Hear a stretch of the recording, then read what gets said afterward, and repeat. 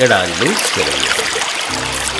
November 15వ తేదీ కొరకు వ్రాయబడిన ఈ భాగాన్ని మీకు చదివి వినిపిస్తున్నది సహోదరుడు పాల్ సుందరం.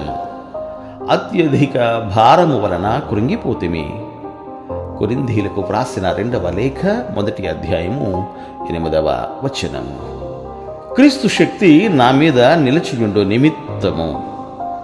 కొరింథీలకు వ్రాసిన 2వ లేఖ 12వ అధ్యాయము 9వ వచనం.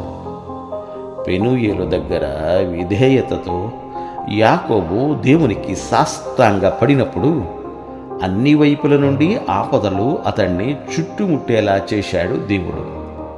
ఇంతకు ముందెన్నడూ లేనంతగా దేవునిపై ఆనుకునేలా అతన్ని చెయ్యాలనే దీన్ని జరిగించాడు. ఆ ఆపదల దారిలోనే యాకోబు విశ్వాసంలోనూ దేవుని గురించిన జ్ఞానంలోనూ విశారదుడైనాడు.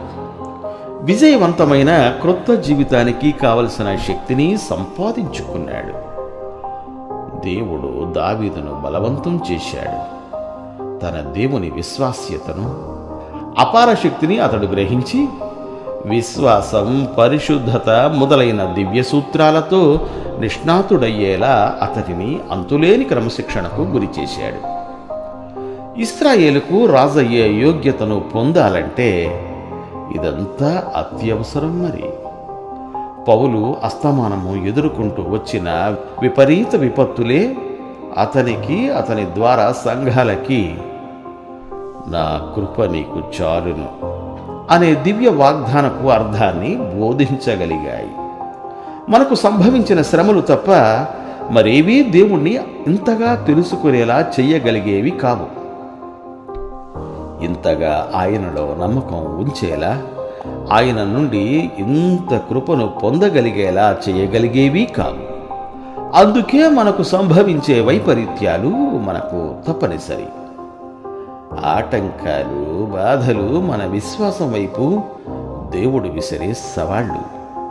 మన విధి నిర్వహణలో ఆటంకాలు ఏర్పడినప్పుడు వాటిని మనం విశ్వాసపు పాత్రలుగా గుర్తించి వాటిలో క్రీస్తు శక్తిని, పరిపూర్ణతను నింపాలి.